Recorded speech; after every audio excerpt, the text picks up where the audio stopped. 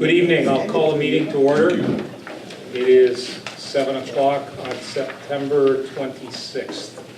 I would like to recommend one change to the agenda.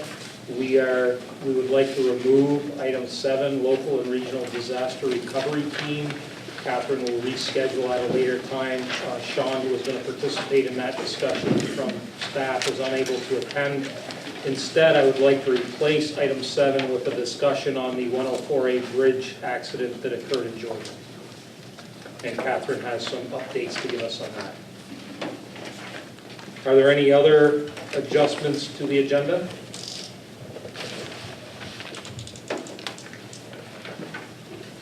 Hearing none, we'll move to welcome introductions and opening remarks.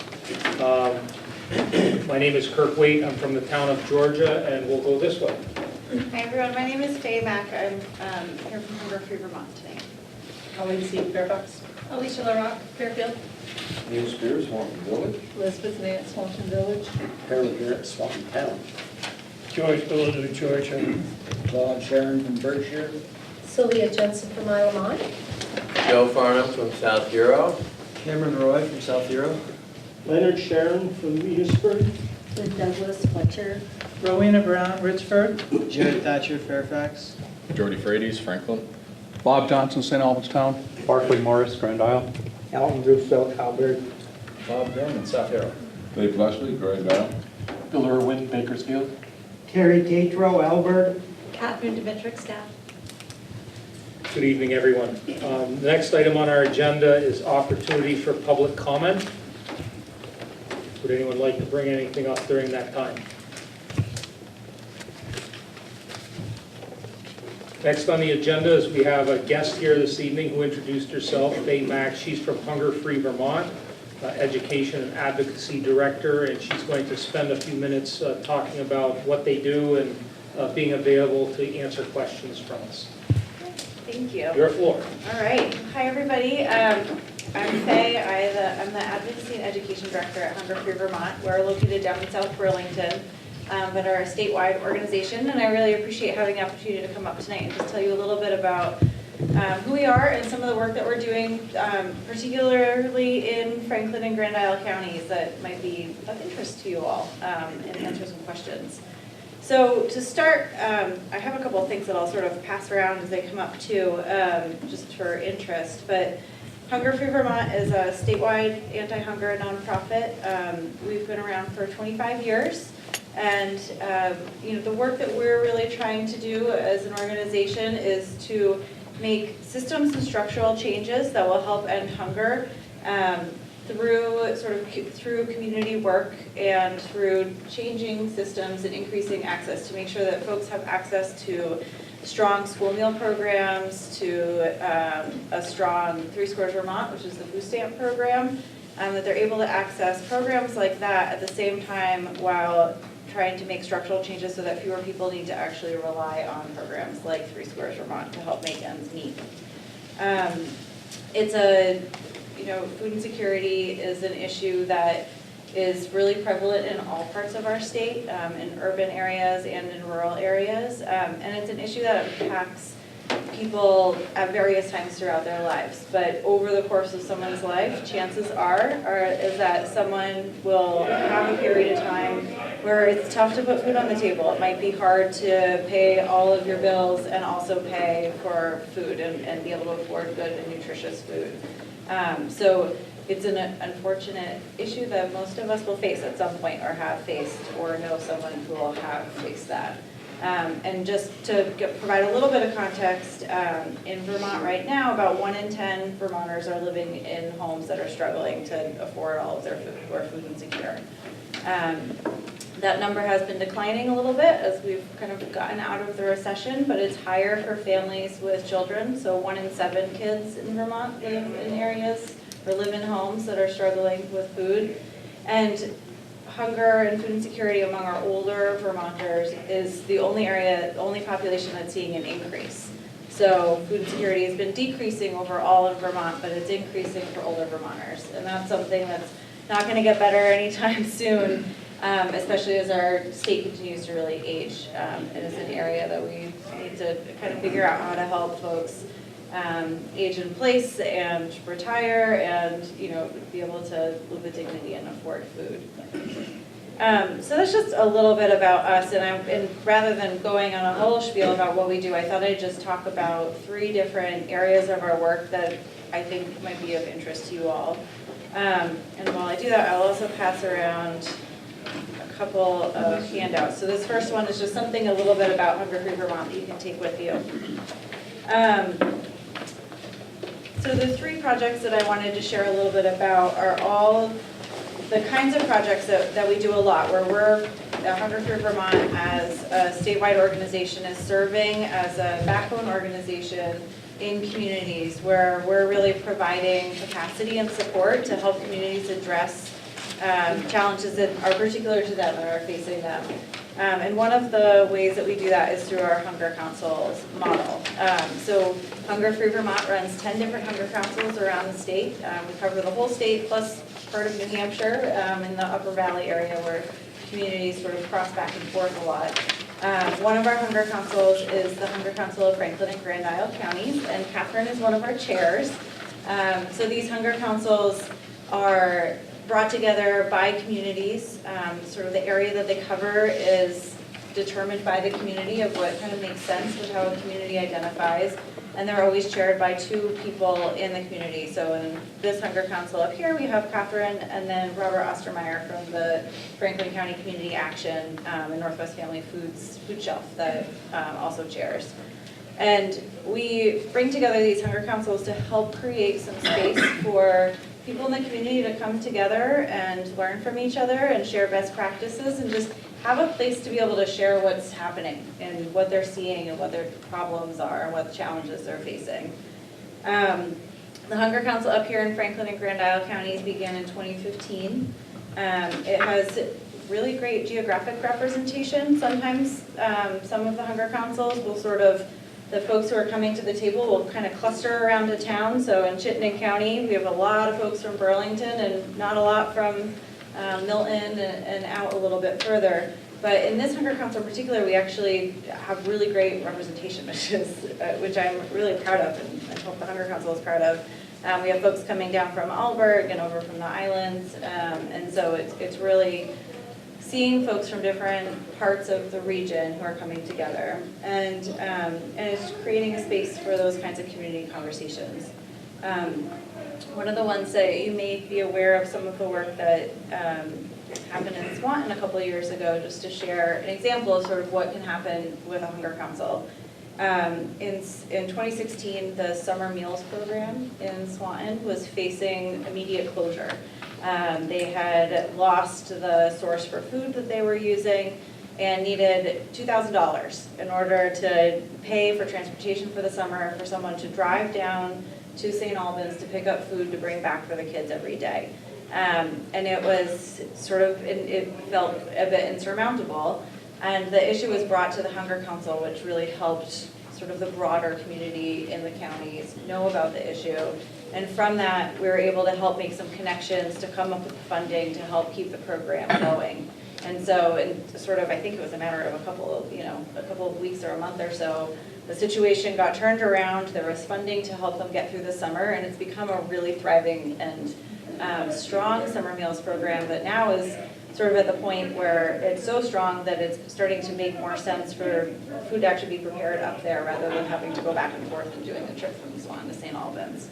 And I share that just as an example of sort of by creating that space within the Hunger Council, we're able to help identify and work together to figure out solutions to different problems like that.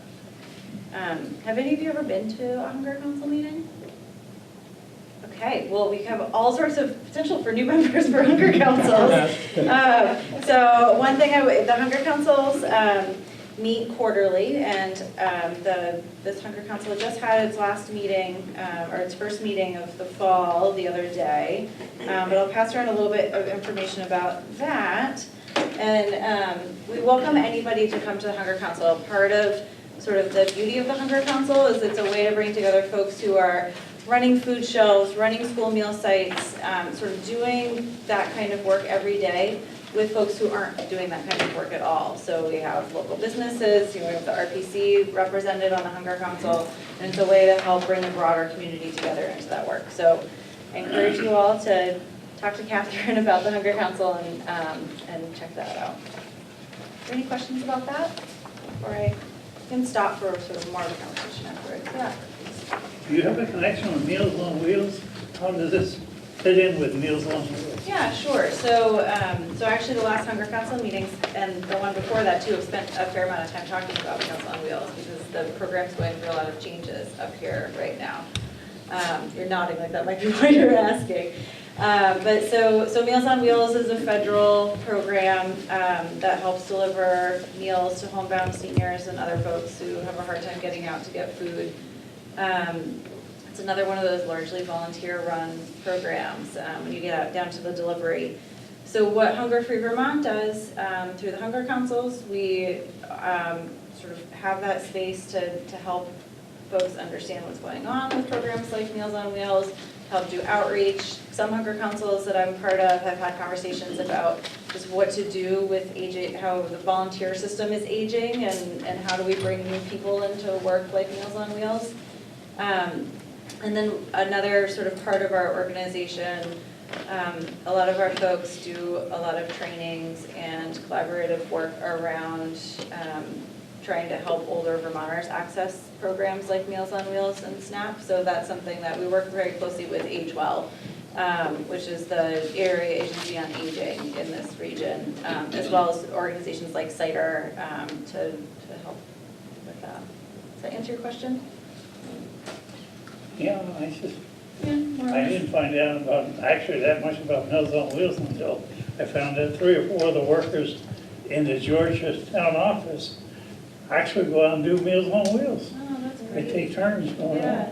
on. It's actually something you may want to consider taking back to your communities is the town office has agreed to take like 1 day a week where and it's a chance for them to get out, be in the community, they do it at their lunchtime. Only it's been a very positive thing. Oh, it's a really wonderful idea. And, if folks are interested in getting hooked up with that, the calling 211 is actually the best way to get connected to different programs and to learn about eligibility for them, but also about ways to get involved too. So dial 211 and you get information about what's actually available in the community. Free Press has several articles about Meals on Wheels and the problems they're having. Mhm. Has that been corrected? Have they settled into a pattern or? I think it's an ongoing sort of transition that they're in the middle of. I don't know all of the details, but I do know that the Meals on Wheels program in Northwestern Vermont has recently has changed the way that they are contracting for the meals. And it's been a little bumpy, I think, but I do think that it's going through its transition, and I think it's coming out on the other side. Yeah. All the meals now come out of Rutland. I deliver Meals on Wheels. Oh, yeah? And the office, I believe, is in Essex, where the Right, head yes, office. Age but all Well's the meals- office is in Essex, yeah. And there's a lot of, I've lost most of my customers. Oh, really? They're not happy. Yeah. Then you've got another customer who says, this is the best thing that ever happened. So, As with most changes, you have both sides, and I know that's something that the Hunger Council up here has spent a fair amount of time bringing in, folks from Age Well down in Essex and folks from CIDR and other organizations that do a lot of the work here to sort of talk through the transition. And Catherine knows more than me about what's going on specifically with that, I think, but yeah, those kinds of transitions are really tough when they're in the community and, folks have been eating the same food for a long time and relying on the same service, and as it goes through transition, it can be hard. It's really personal. Food and how you're getting your food and what you're eating is such a personal thing that it's big when it changes. Can you expand on the Rutland? I mean, meals are cooked centrally and then distributed? Is that what's going on? No, they are. They used to be cooked individually in each community with hubs. with different local vendors, and they switched to one common vendor out of Rutland, and the meals are prepared in a common place. And their reasoning for doing that, actually, it's pretty hard to argue with, which is to really ensure consistency of food for everybody who's served by the program, and to enable them to have a variety of meal choices available, whether it's low sugar, or whether it's gluten-free, or any different allergen that someone's dealing with, that the different local vendors weren't always able to handle. But it's a big change, and I know there are, as you noted, a lot of people who don't like the change, and a lot of people who do like the change. And are they delivered more? They are now delivered cold. Often what different, and it's different all around the state, but often Meals on Wheels, can only get out to a house a certain number of times a week too. So even in places where they are delivering the meals hot, they'll deliver, they might only be able to go out on Monday, Wednesday, and Friday. So on Monday, they'll deliver a hot meal and a frozen meal so that folks get a meal, have access to one meal per day. So the cold is probably, a bit of a disappointment sometimes too, but also sort of similar in trying to, it's a program I think that it's hard to figure out how to do in an economical way for the organization and serve in the growing number of people who are needing it. So it's a work in progress. Yeah. But an example of just sort of one of the issues too that the Hunger Council is really grappling with. So if it's something that you're interested in, in sharing the stories that you're hearing is really helpful, and in hearing what's going on, the Hunger Council is a great way to do that and sort of find out what's going on more big picture. So I just want to switch gears a little bit in the time that I have left and tell you about two other projects.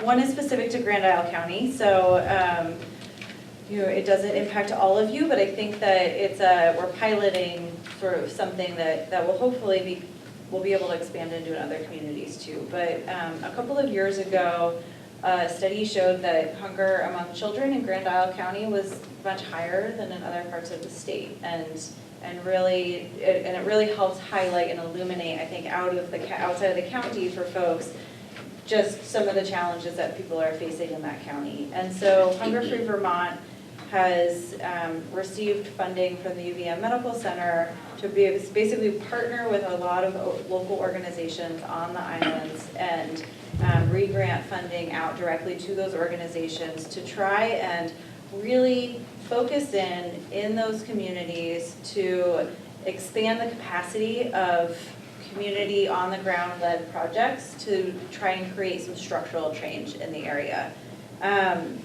There are a number of different projects that are part of that, and some of them you may have seen. So some of these that we've been working on with folks in the county, and it's folks like the Farmers Market, the Champlain Islands Health Center, Cider, the Congregational Church, the Food Shelf, Islands in the Sun Senior Center, a variety of different groups.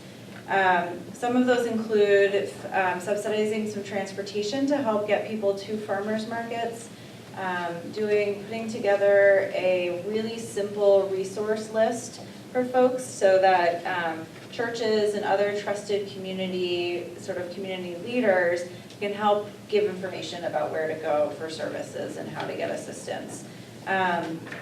So there's a number of different projects that are happening, and this is a little bit of information about them. And one that's happening right now that I just want to highlight is a survey.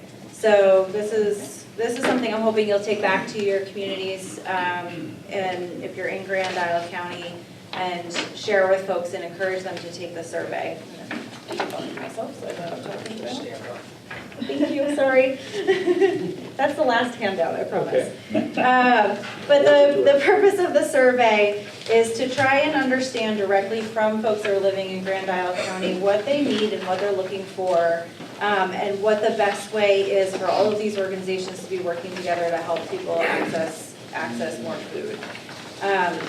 One of the biggest challenges that this project is finding is just the huge amount of stigma that happens, especially in small rural towns where, if you're receiving if you're visiting the food shelf, or if you're receiving subsidy, you're feel like everybody knows, and if you're gonna go to talk to somebody in the community, you know them personally. I grew up in a town of less than 2,000 people in southern Vermont, so I know it, the town hall and the post office and all of it is attached in the same building, so if you go in for help, there's not a lot of anonymity, and that is really challenging for a lot of folks. So the hope of some of these projects is to help decrease the stigma and help make people feel a little bit more comfortable accessing services that are available to them.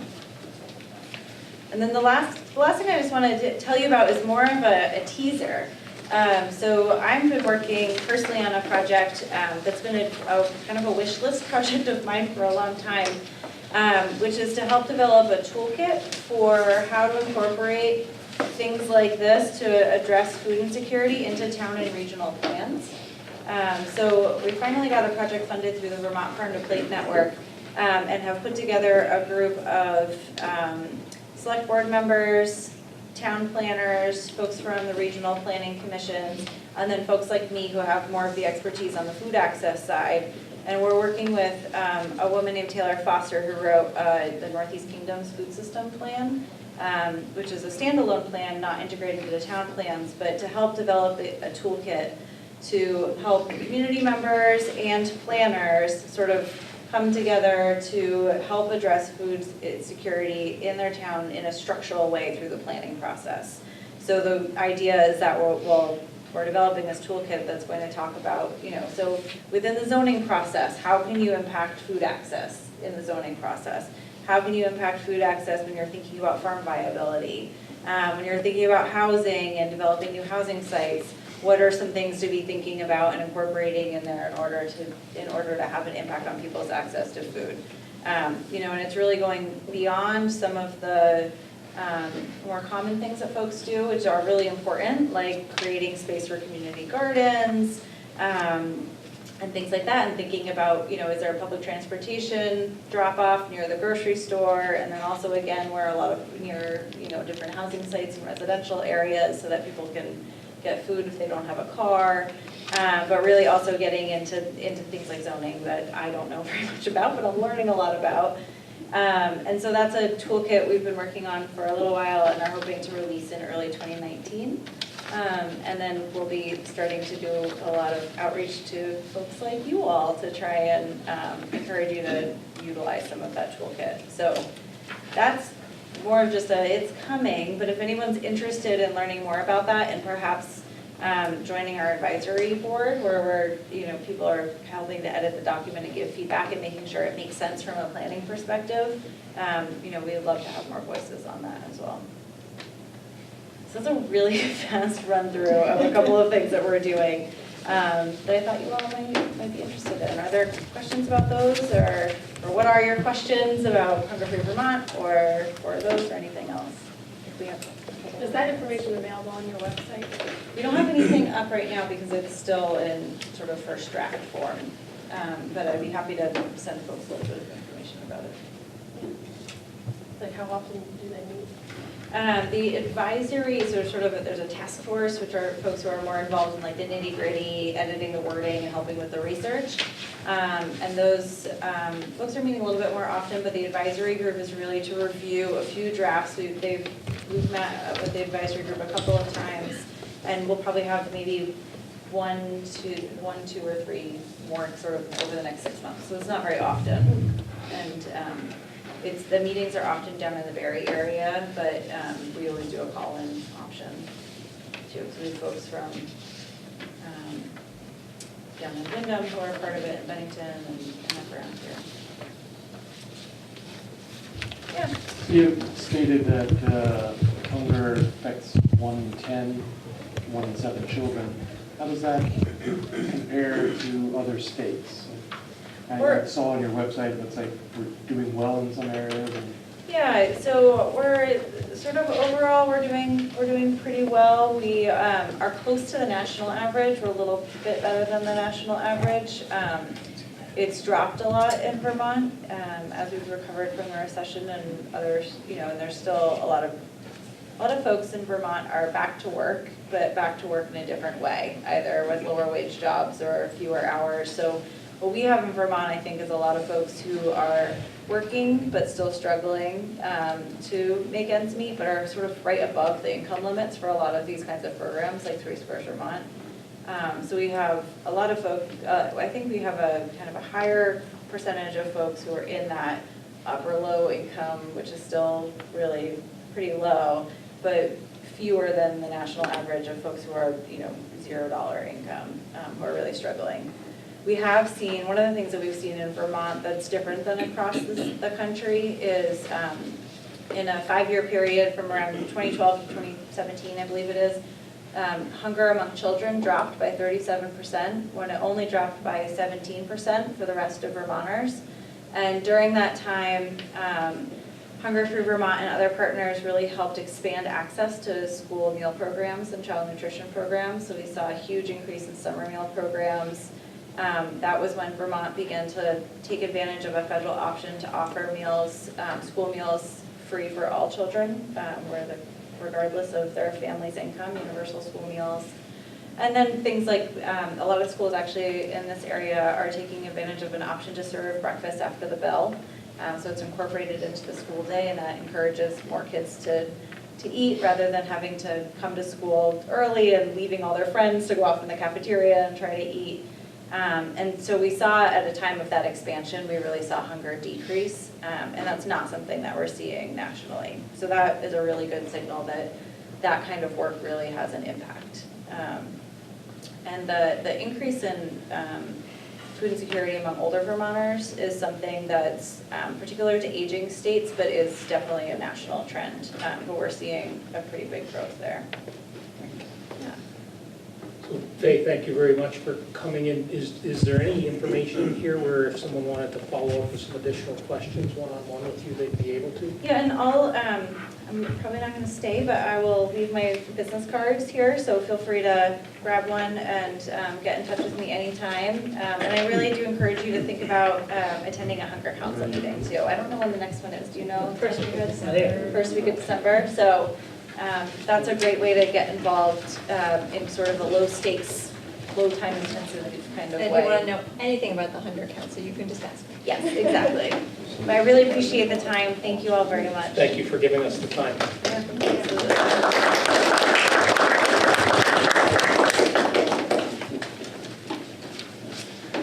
My name is right there.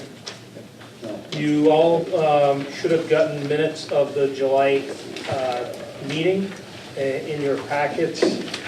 Any suggestions or changes?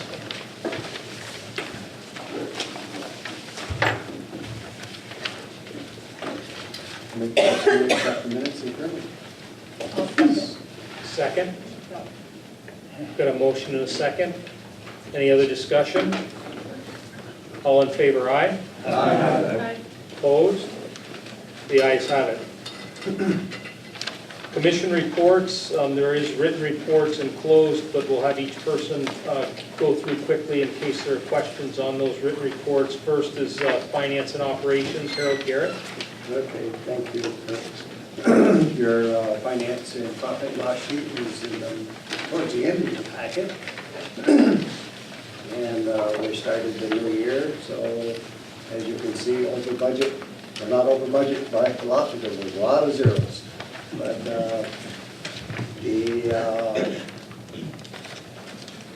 everything is, just starting out new for the year, so next month there'll be some percentages there. The audit, I believe, is going on now, or? Last week they did the field. Yeah. So within the next month, maybe two, we'll have a complete finance report for you for the year that just ended. And we probably all can't go on a huge vacation with the profit that we'll have, but we believe we're going to be in pretty good shape. Any questions for Harold? Is this a spreadsheet that we maintain? This is a spreadsheet that's converted from our QuickBooks accounting program. Okay. Yes. If you can easily do it, can you Get take a rid of note that. to get rid of that percentage in the lower right there? Thank you. Hearing nothing, we'll move on to personnel. Joe? Thank you. Happy autumn, everyone. Since we were all together last, the committee has completed its review of the existing personnel policies. I'd like to thank all the committee members for their input and Catherine in those regards. And Catherine has informed me that the policy is now going to be, the suggested edits and changes, together with some inquiries that were made, will be presented to legal counsel. In addition, I believe it is the case that Catherine advertised for and received responses for, I believe, a full-time temporary position? Part-time temporary. Part-time temporary position on staff that I believe it's the case she's close to filling, so that's good. Thank you, and thank you for your efforts in those regards. And in addition, since we were all together, the committee completed Catherine's evaluation as well. Any questions?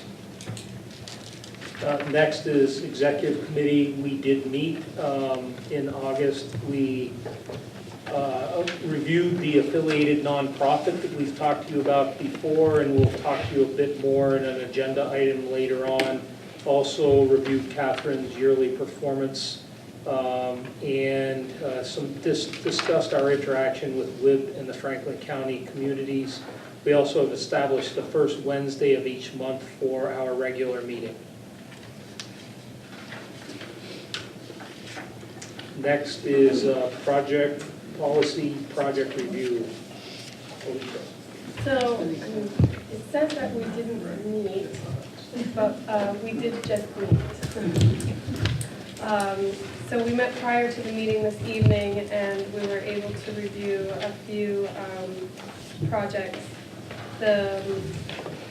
Which, correct me if I'm wrong, Bill, we need to get, okay. So project one was 150 kilowatt net metering facility to be located in the town of Franklin on Ewing Road. We found this project to not have substantial regional impact and to be in conformance with the regional plan. We have tabled a project from Berkshire Sand and Gravel of earth extraction in the town of Berkshire. So we will be finishing the review of this in our October meeting in a couple weeks. Project 3 was a commercial garage for repairs of cars, boats, and farm equipment with new parking driveway. And this is located in South Hero and technically Fairdown as well. And we found this one to have substantial regional impact and to be in conformance with the regional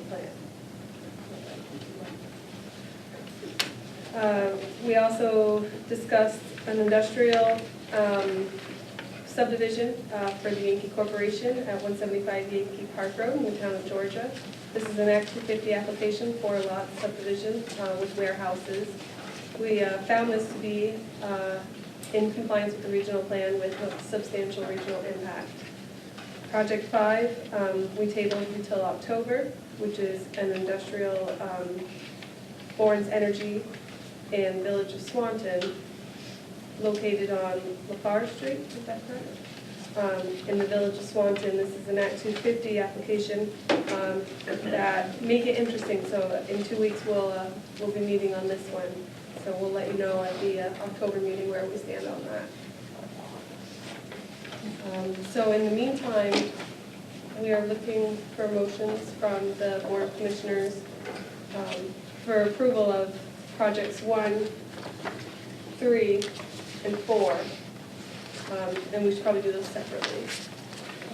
I have a question about the South Hero /Green Mile Yeah. project.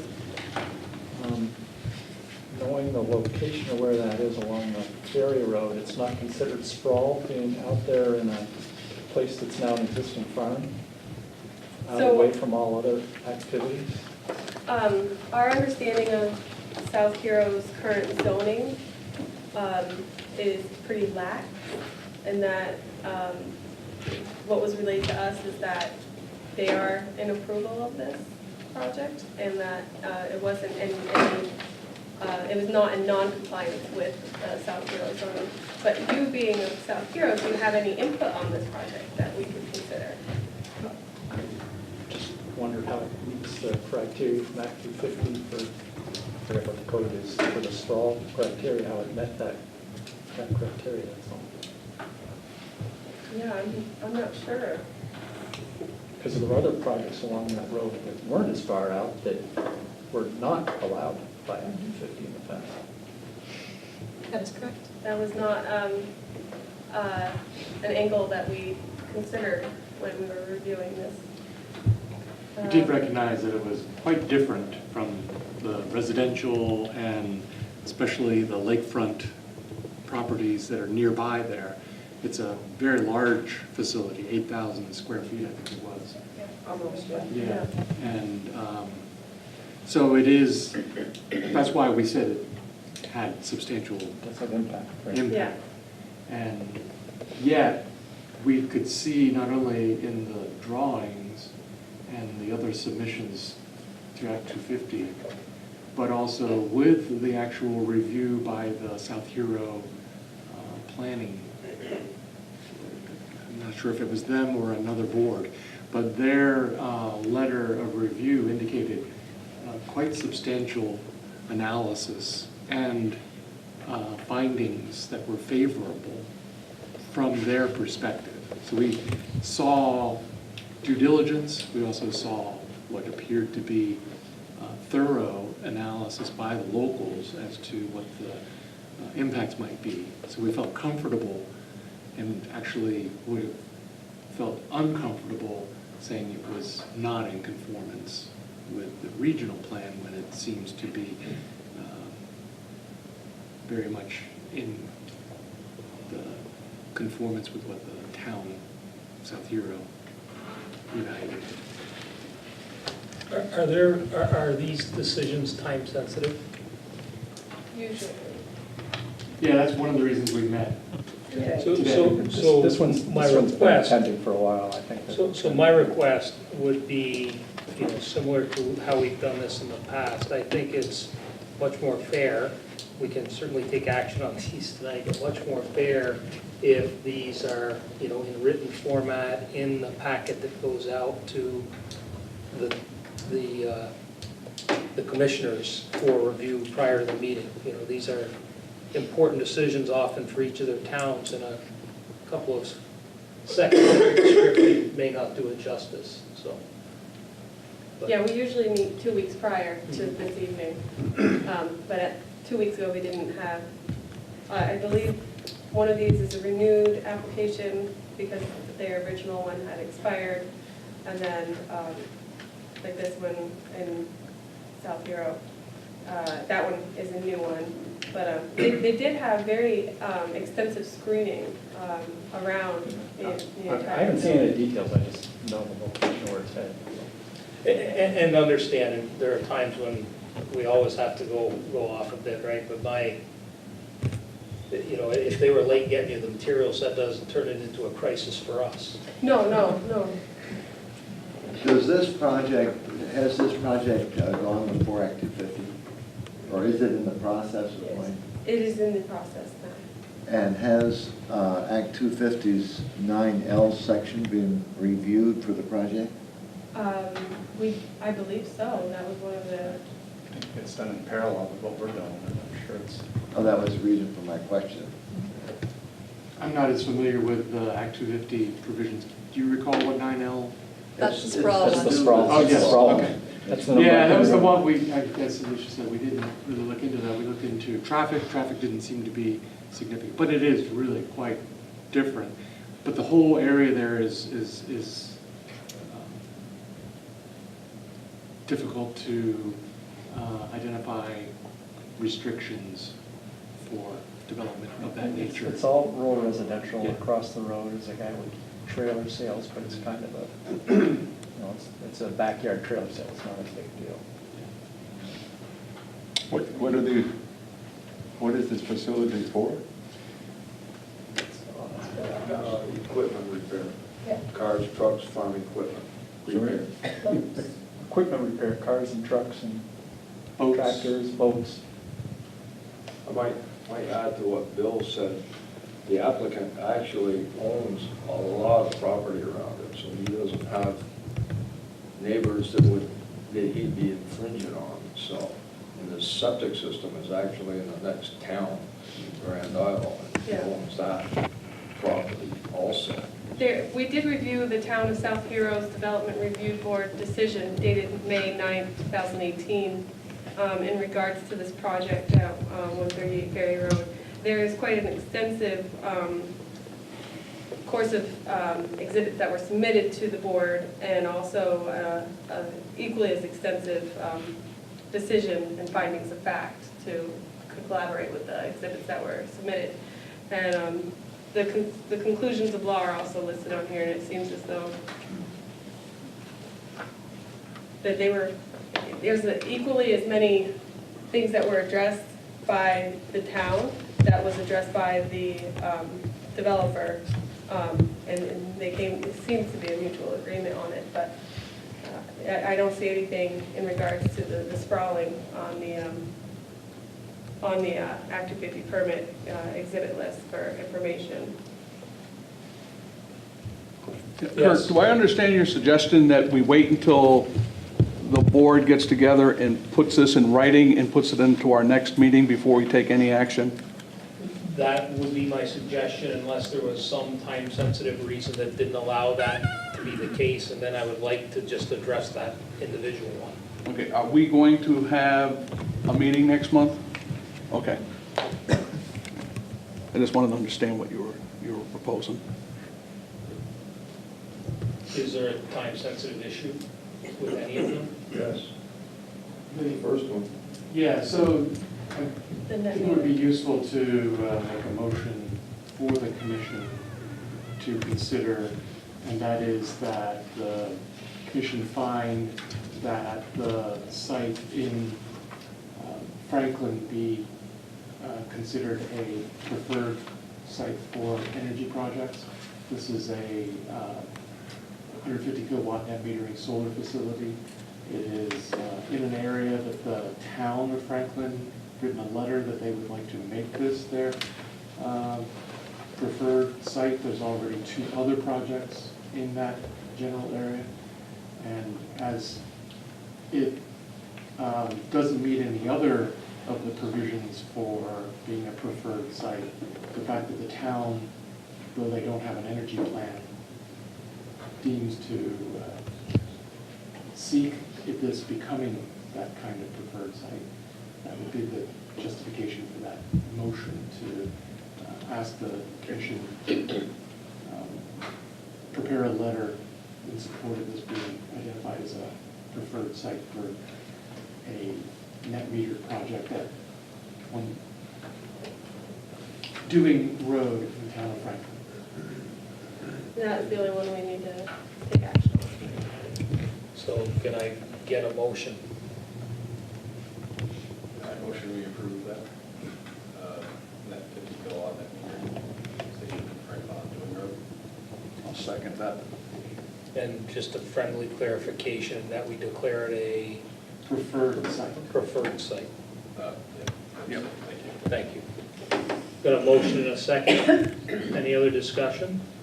Yes. I do have a question as how the impact would be, because I'm under the understanding that Franklin's going before the Town Plan Review Committee on the 22nd of October for their energy compliance for the town. How would that be impacted? With the- It's in compliance with that. The energy packet we've submitted to the select board, it's already in compliance with that. We've just had a problem getting the timing correct for the, go ahead. So that I'm just wondering how doing this preferred, are we putting the cart before the horse, or does it matter? I think it's okay, because the town of Franklin in their deliberation, I believe, used the idea of the new plan that's going forward. Okay. Other questions? So does this mean we're setting a precedent here tonight? We're changing our policy? That the full commission needs a written report from the project plan review committee before they make a decision? Or is this just tonight? Have we ever done it a different way? Well, really, to my, best of my knowledge, we've never separated them as we are doing. Putting one through and waiting for a written report for the others. No, I don't, but I never remember taking action without a written report. It's been on a few occasions, on a few occasions. Yeah, unfortunately, one of the things that comes before the project review committee is an application that is filed within days of our meetings here. And we've occasionally had the policy or project review committee meet actually just before this meeting to make these decisions because they were of a time of the essence matter.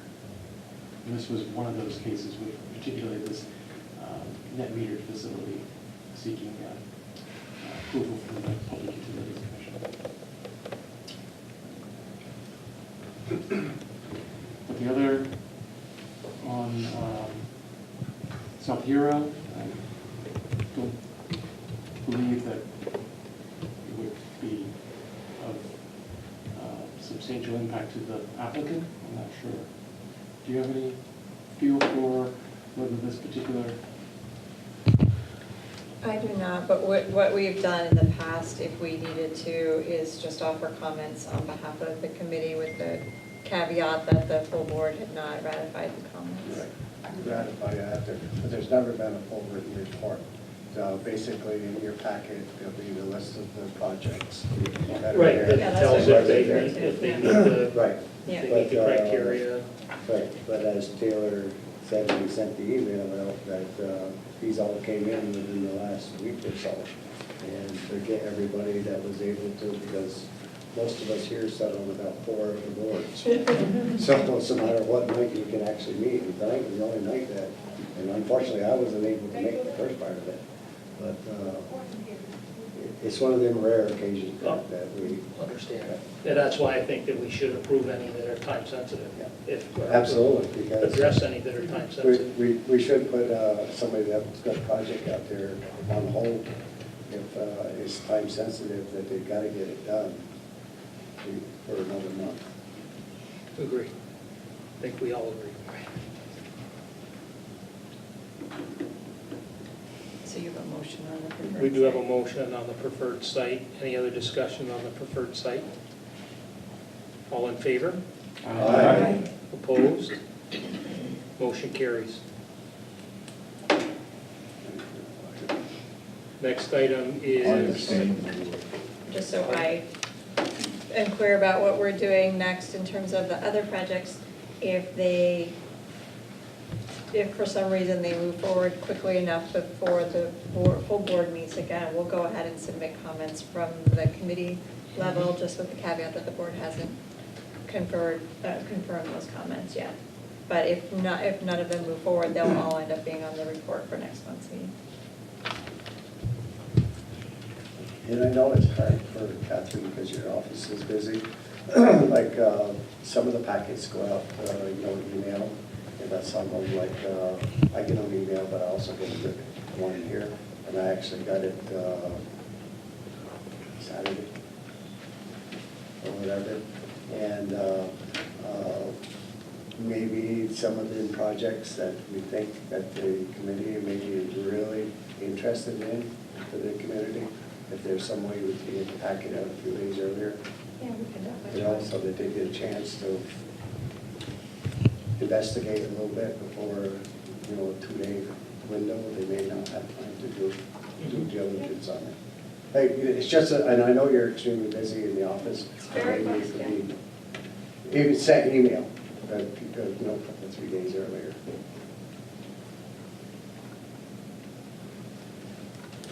So I'm assuming, Kurt, that the other two items that we presented, there's no action being taken on it. The South Hero project and the Town of Georgia project. That's the, unless they're time sensitive, we're gonna wait for a written report. The written report will be just like the agenda behind you. You'll have 2 boxes that are blank on the agenda, but they'll be checked. Understand, but, you know, I have no idea what the Georgia project is. I heard one sentence. I didn't have any opportunity to try and gather any information or understand it either, right? And I think that all of us, before we vote on something that may be occurring in our town, are probably expected to understand something about it. I think that's fair with how we've handled things in the Right. past. If it's time sensitive and the committee meets right before the board meeting, then the board takes action. And if it's things that can wait, then it waits, that waits. Transportation Advisory Committee, David. Didn't have a meeting. Energy Committee, Bob. Didn't have a meeting. But we did help review one of the programs. Brownfields, Laz isn't here. Is there someone else that wants to represent him, represent the committee? I couldn't tell you anything different than what's in the staff report. So I would refer you to the staff report for the most recent updates on brownfields. Excuse me, let's back up on transportation. Yes. I don't know if we've ever had a clear outline of where all the money is coming from for all the work that's been done throughout the state on highways. When we've been fighting for budgets for so long, what opened up the dam?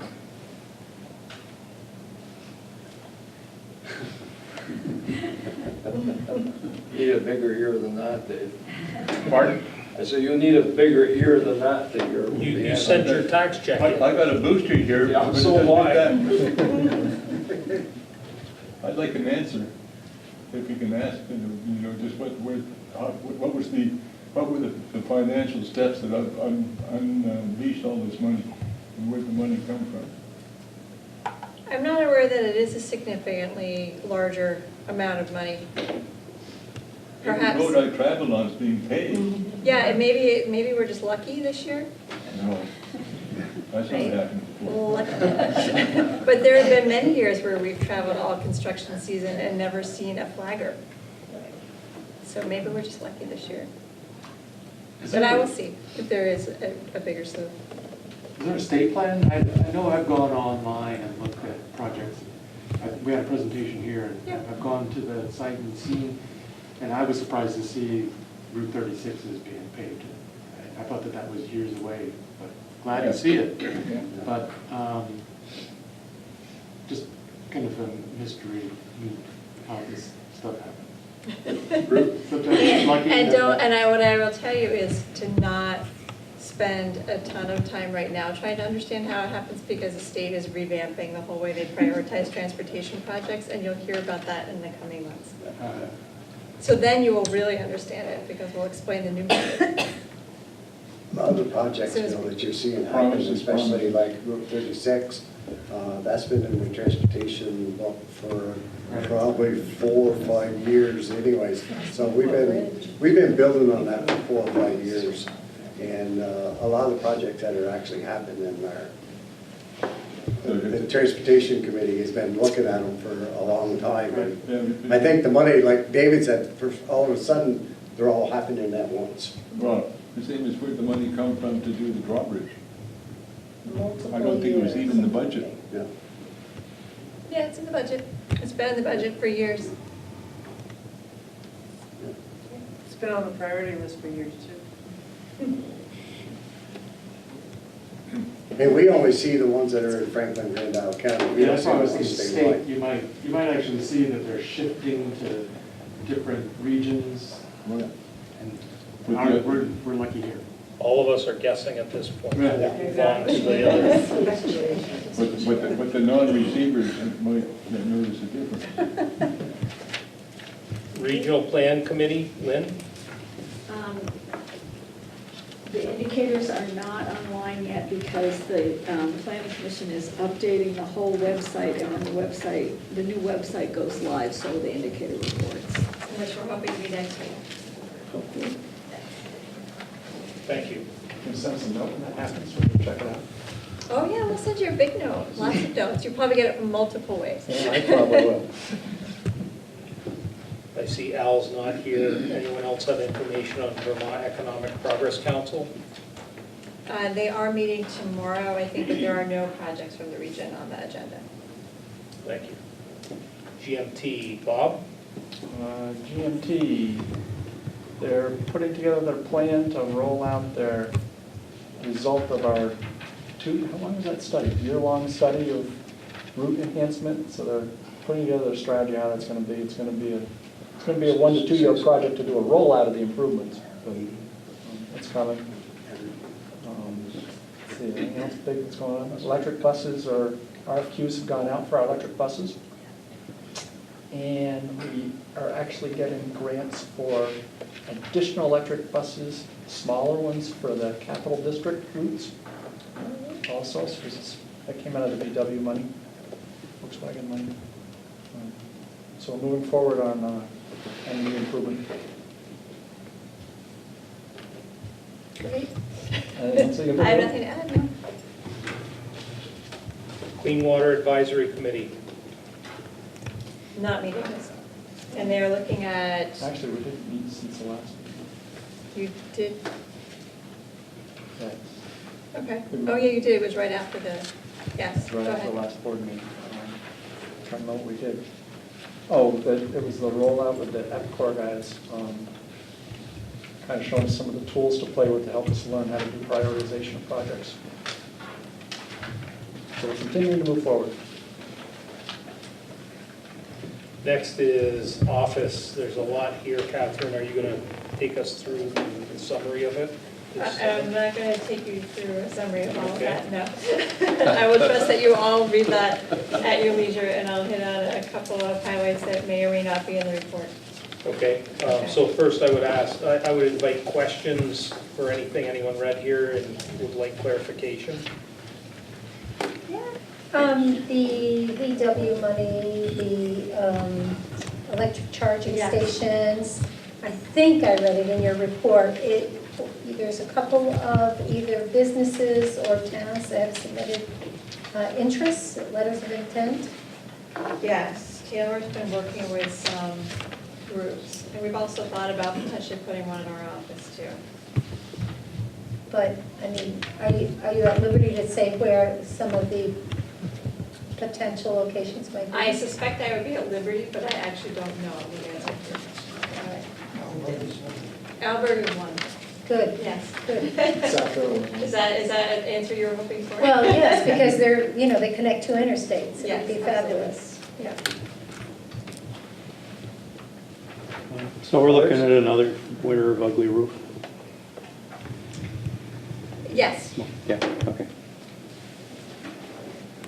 Yes, Amy's been making calls, and as Neil experienced, it's a struggle to even get anybody to call her back to schedule a time to come and give us an estimate. I gave you a name, would you like me to beat on them a little bit? Or- Let me make sure that's one of the ones that she contacted before you do that. Because I would hate for you to anger somebody we might want to hire and want to come with us. They're painters, they're usually pretty mellow. Okay. Others? Catherine, your floor. All right, just wanted to hit on a couple of quick things, some of which we already talked about.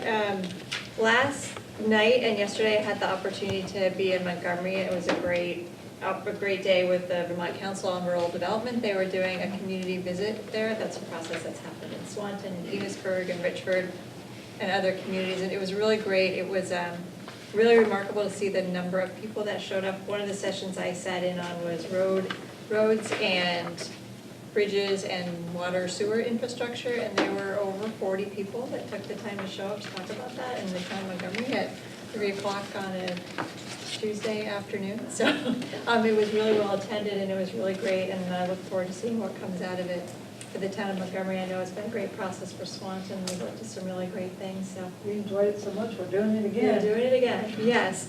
Which was the other thing I wanted to mention, is that Swanton is working on a climate economy grant, and they are going to be having a community meeting day on October 10th. So if you're interested in the climate economy, even if you don't live in Swanton, you could find out more about it and attend and learn more. I wanted to just touch base briefly on the grants and aid program, because it's such a large portion of our budget.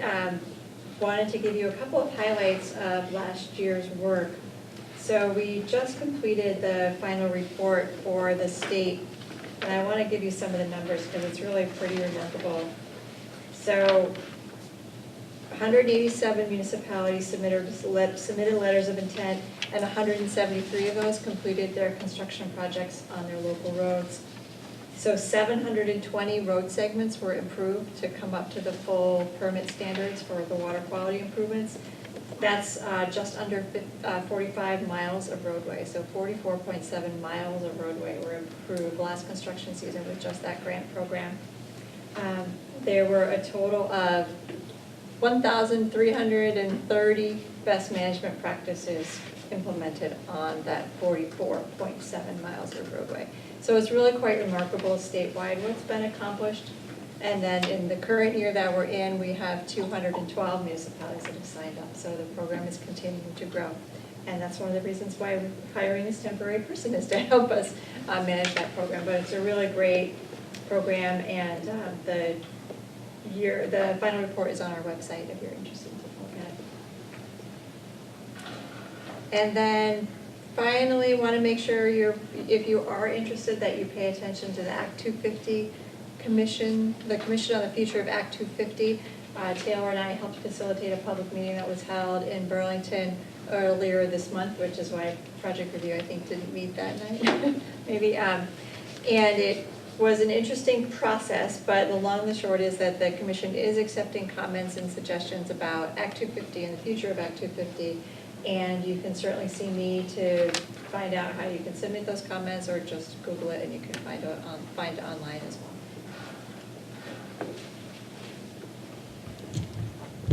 Anything else? Yeah.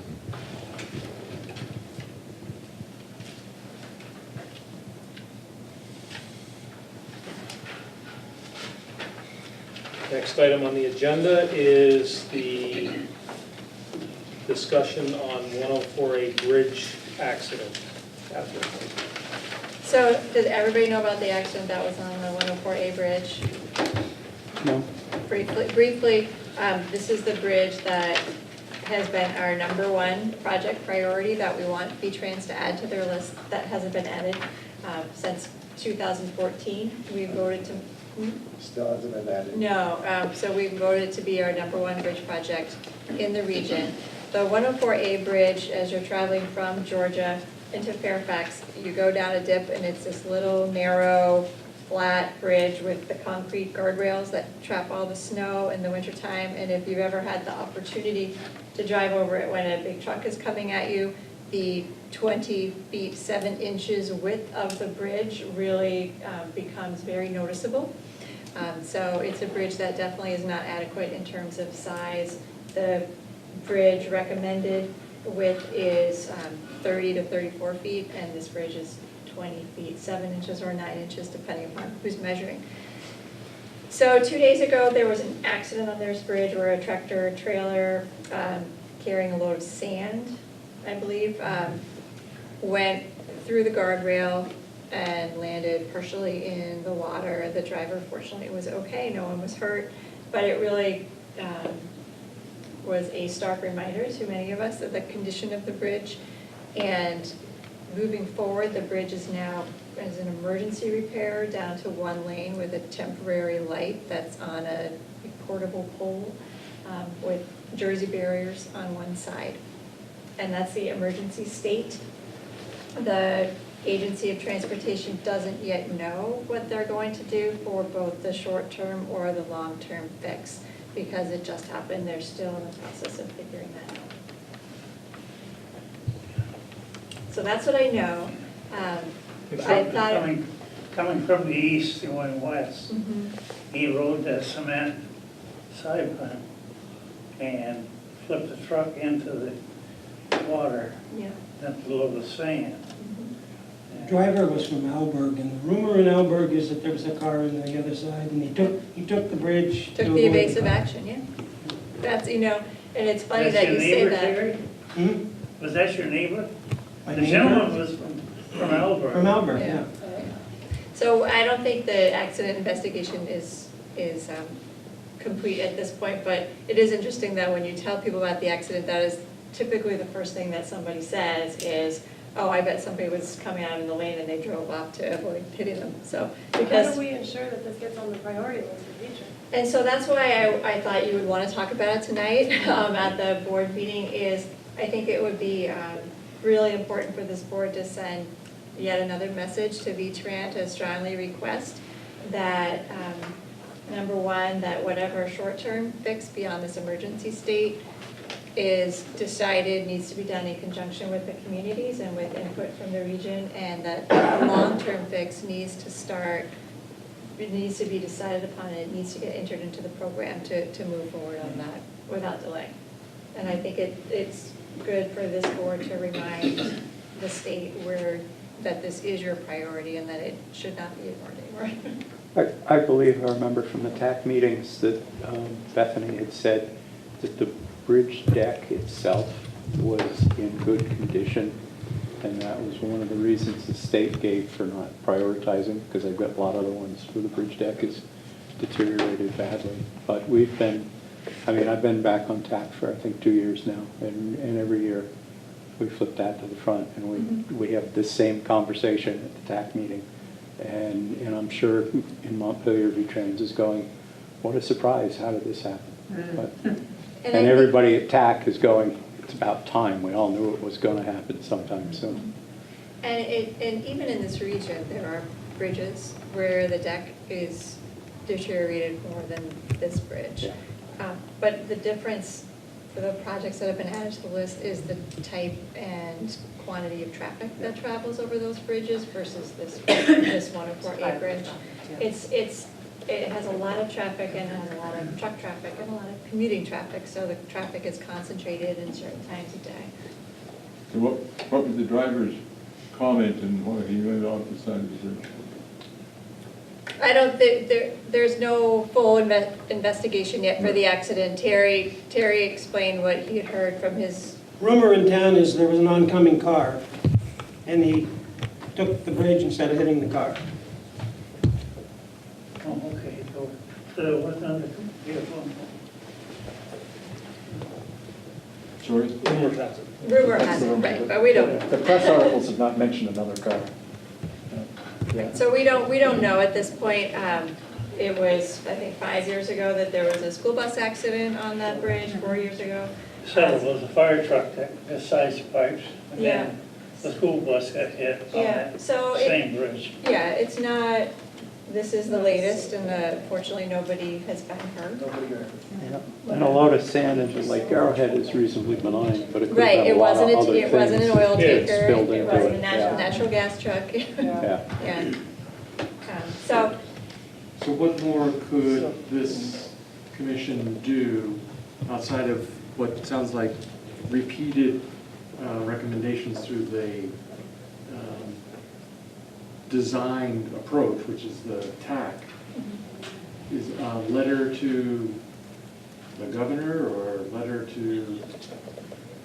Do we wait till Before the we second go week that in far. November and put some serious pressure on some legislators? But did I miss something? Was there a state trooper report on the bridge? not yet. Would it make sense to send a letter out requesting that it be looked at as a one-lane bridge and then put warnings up on both sides? It is That's a- what it is right Yeah. It is a one-lane bridge.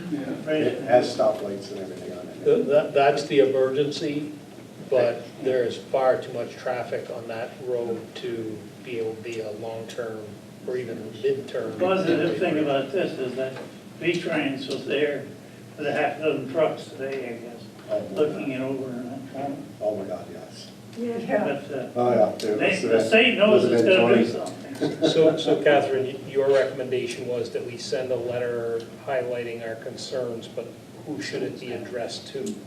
I think the Secretary of Transportation or the Governor and the Secretary of Transportation. The legislature? And copy all the legislators. And I will tell you that Representative Murphy and other legislators were right on this, right after it happened, and making calls and finding out what the story is. So I make a motion that we send a letter, as Catherine is suggesting, to all the powers that be, whoever we can think of that may be interested and involved. And I think make it very clear that nobody on this board, nobody on Northwestern's TAC is at all surprised that this happened. Yeah. That we've been expecting it. I guess I'd also include our previous letters in that, so they've got our history. Excellent. It's a great idea. Is that an amendment? Yes, it's a friendly amendment. We've got a motion on the floor. Can I get a second? I'll second. Everybody Yeah. seconded that. Any additional discussion? What they call the height of that bridge above the river? Not far. It looks pretty low. Yeah, it's low. Yeah, it's, Depends on how high the Depends on how lake high- is. Less than the height of the truck. yeah. Okay. It might be about 4 or 5 feet clearance under it. Yeah. I have kayaked If under there it is and a- have to get way down to get under it, so if that's any indication. Neil? You might want to add in there that regional planning is quite concerned, other than just the bridge being unsafe, that we're getting proposals before the project plan review committee on a regular basis to develop that area right there. It's going to increase the traffic and increase the risk of accidents on that particular bridge. Good point. And the town of Georgia should be real concerned with that. I'm sure they are. That is immediately adjacent to the project that we reviewed tonight. Yes. It would be nice to It's have- also right near the Hanson Road cut that is coming right out in that area too. So Catherine, who would prepare that? Bethany and I would work together. to prepare Bethany, that. you would prepare that, and do we want to have a couple of volunteers review it to try and get all these ideas in? Should we bring it up at TAC in 2 weeks? I don't think we should wait that long. Yeah, Okay. I think it needs to go on, and I trust the staff to get it right. Yeah, Yeah. I mean, the iron pot. I trust Catherine and Bethany to be able to do this really Yeah. well. Catherine, Feel free to do reach you have out. the name of the person that you're sending that letter to? We'll send it to the Governor and the Secretary of Transportation. Okay. And then we'll copy all of our legislators. Because we'll have the town administrator send a letter also. Oh, great, yeah, we'll let Mike know what we're working on and send him a copy. So Catherine, is there any point in pushing the state troopers to where their reporters? I don't know that the cause of the accident really matters for our purposes. Okay, but I'm thinking of our neighbors and, that they're making sure that we don't get them boxed into a corner. Terry, you heard that there was a second car? He was dodging a car? That's the rumor in Alberg. Well, The guy that's driving it is a well-known business Don't owner. include any rumors in What's the our rumor? And really, like I just said, I don't know that the cause of the accident matters. It could have been Could have been me jogging. It could have been, yeah. It could have been that, somebody took a second to admire, 100 turtles on a log, sunbasking, but because there's no margin for error, it caused an accident. It could be, He actually The state reported to trooper the said Georgia Fire that the Department driver, that day that there was a car, and he got onto the shoulder. The shoulder did hold, and he couldn't pull it back onto the road. There's not a shoulder there. That, well, there's. Just before the just There's before about the that bridge, much to get of off the edge of the way to blacktop with the front tires, and he could not bring it back. And that's how we were over there. That's why I'm looking at the history. It's gone. We got a motion. One more thing, you said you were going to contact the Georgia Town Clerk's office, I assume you're going to do the Fairfax. Yeah, we'll do Fairfax too, Town yeah, as we'll well. work with Brad at I'll be in there in the morning. So we have a motion, we have a second to draft and send this letter to the appropriate officials. Can I, any other discussion? All in favor? Aye. Opposed? Abstained? Abstention, I feel we really have to be very careful until we understand where the Allberg driver sits in this whole business.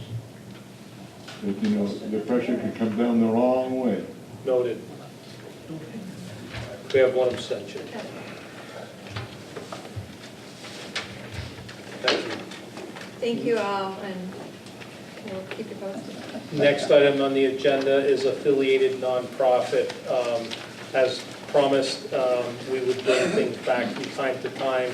Catherine summarized our discussion that we had at our last executive committee meeting, and I would ask her to take us through it now.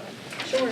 So in your packet is two things. One is just a new printout of the frequently asked questions in case you wanted another copy. I include that, but right before that is a discussion draft of what would be a purpose of this nonprofit corporation.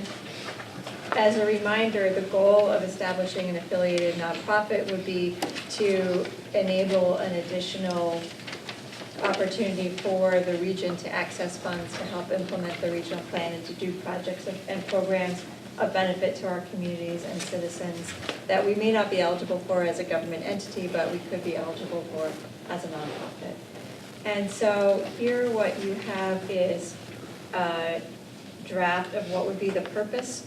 In order to file articles of association, if the board decides to move forward, you need to have a purpose as defined in the articles of association. And here it would be that the specific purpose is to promote the health, safety, and welfare of the inhabitants of our counties by implementing the regional plan, is basically what it boils down to. So the purpose of this nonprofit would be to implement the regional plan and to do projects and programs that help us achieve the goals articulated in the regional plan. And then, once the articles of association are filed, specific bylaws would also be drafted, and in the bylaws, you would get a little more specific, talking about the actual types of projects that you would do. And it would be very similar to the types of projects that we currently do or that are identified otherwise in the regional plan. The membership, nonprofits can have public members. Some of you may be members of something, whether it's the Lake Champlain Housing Trust or the Mont Community Foundation or something, where annually they'll have a meeting of the members and everybody gets to vote on electing the board. This nonprofit would not be set up that way. It would be a closed nonprofit with simply a governing board. And the executive committee has recommended that, at least initially, that the board makeup of the nonprofit would be the members of the executive committee of the Northwest Regional Planning Commission, but that the bylaws would allow for up to 3 members at large to be added, either other board members or members from our affiliated groups like the Industrial Development Corporation or Franklin County Caring Communities or some other groups. So that's the general gist of what the executive committee talked about and the direction that we'd like to take this. And then in terms of a timeline, if the board is in favor of continuing to move forward, then the executive committee would review draft articles of association and bylaws over the next couple of months with the goal of having them ready for a board review at your November meeting. Or possibly later, but that would be a good goal to strive for. This is a relatively aggressive schedule. The approach we've been taking is doing it right is better than doing it fast. So if it gets delayed a couple of months, it's not a big deal. But wanted to give you some idea of kind of the timeline we're on now. Did we need any action tonight? Or did we want? We don't need a formal action, but I think the executive committee talked about wanting to get a feel from board members. Is this still something that it seems like a good idea to you, as it did before, and should the executive committee continue working on this? So previously, we had a motion for us to move forward, and we're moving forward, and I guess we're just looking to make sure that people haven't changed their minds, that we're still moving in that direction. And we are looking to bring back for a formal decision, a formation of the foundation at some future date, probably sometime before the end of the year. I guess I'm still a little vague on specifics of, as far as the need for this, and kind of obscure possible funding sources. If we could get a little bit more Yeah, and in-depth on that. I can give you one example that we just came across. We work in partnership on, with a bunch of different organizations with the Healthy Roots Collaborative to actually fund a gleaner position for the summer. So somebody who works with area farms to collect the food that's grown that's not for retail sale, collects that and gives it to food shelves. And we actually house that employee out of our office. There was an opportunity to get funding to make that actually a year-round gleaner and food system person. And the person who wanted to, the entity that wanted to donate that money wanted to give it to a nonprofit because it was a charitable donation, and we were unable to accept that and move forward on that because we're not a nonprofit. And there was not another partner, because of the way that the other partners in the program, there's not another partner who was in place to actually pick that up and run with it. Yeah. So therefore, we lost that opportunity in the region. Are the new federal tax laws going to dry up a lot of those funding sources? What I have been told from folks who work in philanthropy is no, they don't think so. So if I'm reading the last sentence of number 2 on the overview, coordinate with partner organizations to use the nonprofit to leverage additional funding, that is like a fiscal agent. Yeah, it could act as a And I fiscal think agent. It could be an for- umbrella for a yeah. bigger project. So like SWAT enhancement project, it's not a federal 501c3, so we're looking for, sometimes we may need a fiscal agent. So I think this could be huge for organizations like that who, for whatever reason, aren't. So that's, that in and of itself, I think, could be huge for a lot of small organizations trying to do something. And we're seeing more and more of organizations like that growing in our communities, which has been really exciting to see. Any other discussion? Do we want to cover maybe what it's going to cost so people can add that into moving forward so that we're not delayed on that? It is in the budget already. I understand it's in the budget, And it, to let the board members know that, okay, that it may cost us $3,000 by the time we're all done, so that we don't have a line item in there all of a sudden, and we're like, what's this $3,000 for? I don't remember. But if you add it to moving forward, when the proper time comes, it's already been approved.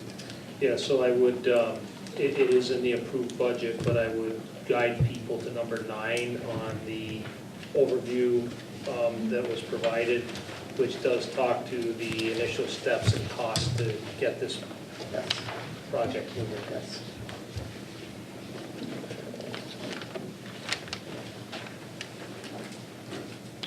Hearing no concerns or motions of concern, go ahead, Bob. No, well, I'm half a sentence ahead of you. I'd like to make a motion that we continue to move forward in potentially implementing the nonprofit activity. I'll second that. Any questions, comments? Yeah, I got a quick question. Have we looked into, is there any problem with the commingling of funds when you have the nonprofit money and the regular state funds and everything? And is that going to create additional workload for whoever's doing our treasury to separate all that money? yes, there would be a problem with commingling. So they would not be. And therefore, yes, it will be a small amount of additional work in terms of the financial management and the fiscal management to make sure that they are clearly separated and managed differently. And any any arrangement with the Regional Planning Commission and the nonprofit would be on paper and contractual and transparent. But we can use money from both entities We could. towards the same project, Yes. as long as we label and keep the money Yeah, separate. Absolutely, and it would be Okay. transparent make and sure it's on paper. transparent. All right, that's my Yes. only concern. That is one of my biggest concerns. Okay. Is making sure we set that up properly so that it is very clear and everybody understands exactly what's happening and how the funds are used and managed, and very transparent about it. Okay, thank you. Yes. I would assume that it's possible in the bylaws to address those kinds of issues as stipulations. That there be separate audits, that there be separate accounting, Yeah. and things of that nature to protect. Obviously, I think we're all most concerned that the NRPC, as it exists today, is never harmed by this, and that would be one of the key options of those kinds of stipulations. Yeah. Could we also see an estimate of what the annual expenses would be as far as there's going to be a separate audit, a separate bookkeeping accounts? Ninety Yeah. forms and all Yeah. that. Yeah, absolutely. Because I'm guessing that NRPC may have to carry it for the first couple of years. I would guess that Yeah. too. Yeah. And, you know, I think it's important to many of us that the NRPC has a good reputation, does some very good work, and you know, we don't want to do more things less well. Well put.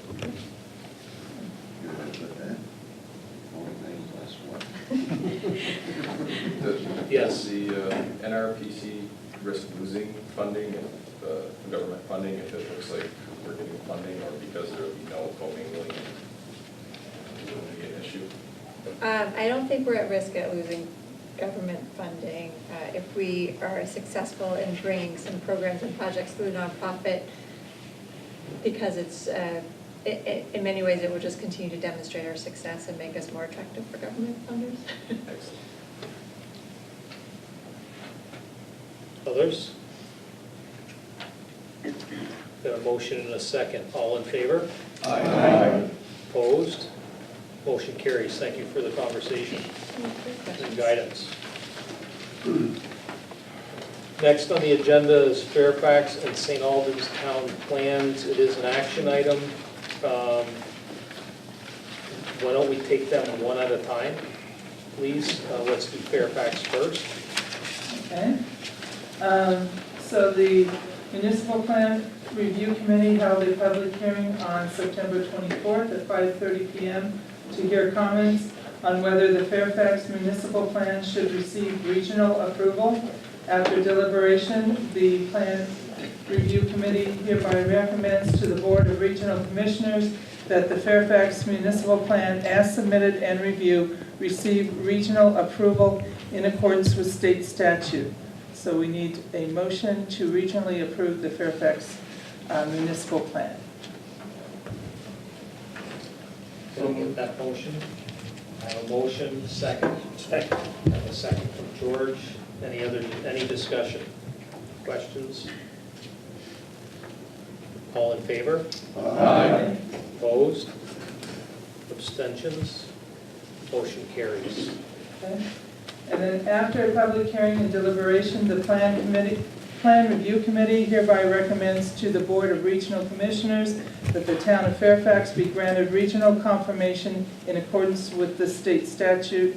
And we're looking for a motion to confirm the town of Fairfax's continuing planning process.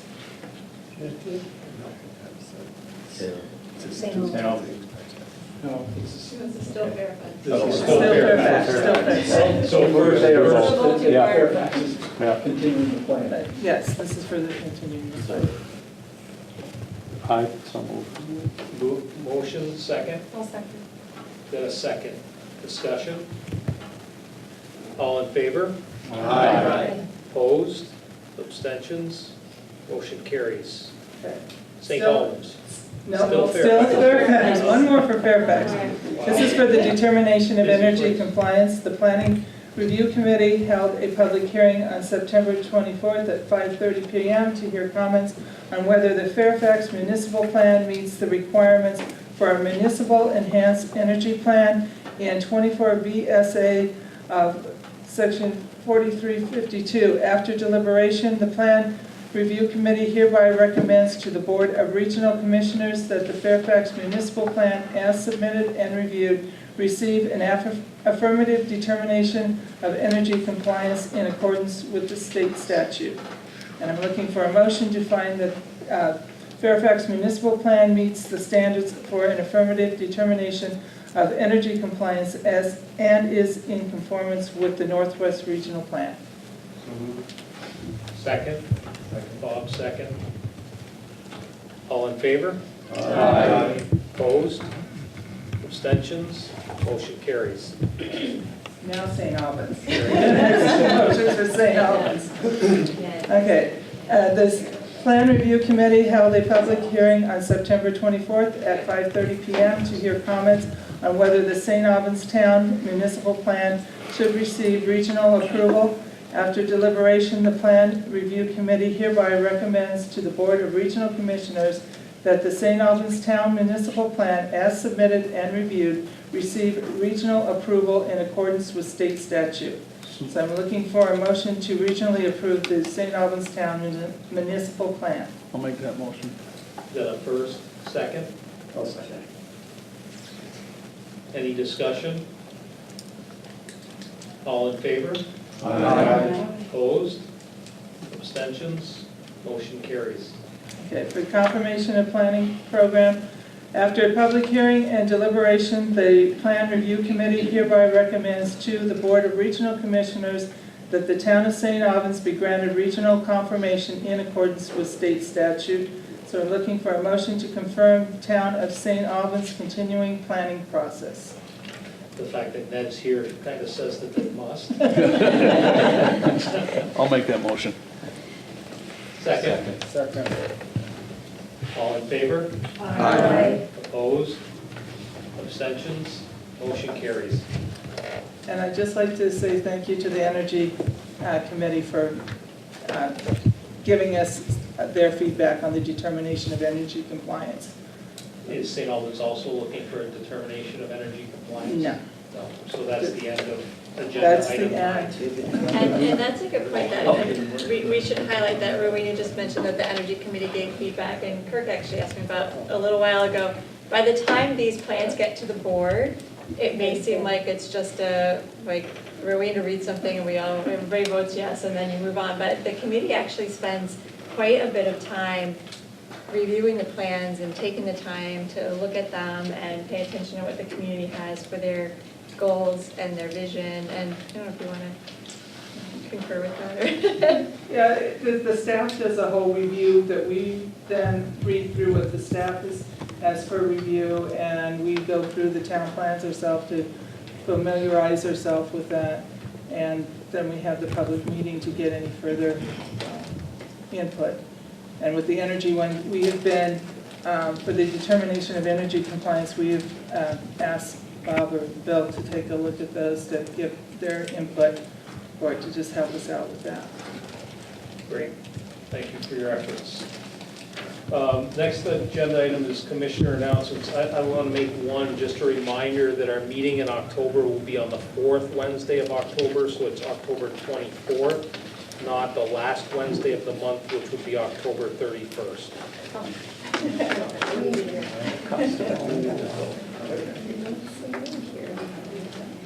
Any other announcements? Yes.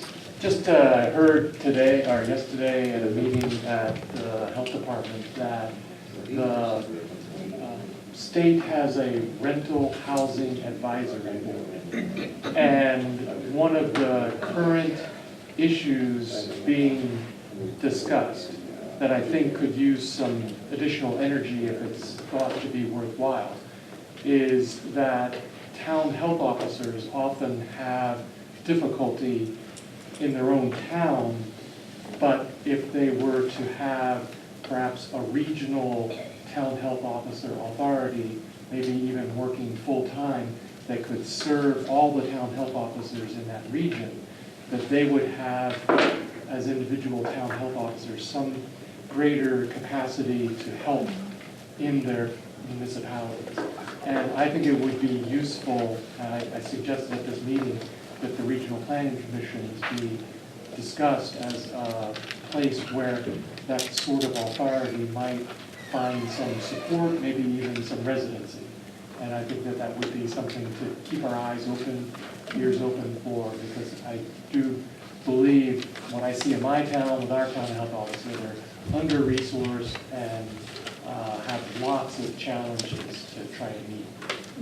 And I just actually had that very same conversation with the commissioner of the Department of Housing and Community Development last week. She and I were talking about challenges, and that was one of the ones that we talked about quite a bit. Thank you. Anything else anyone would like to discuss during this agenda item? I just have a wee bit of good news.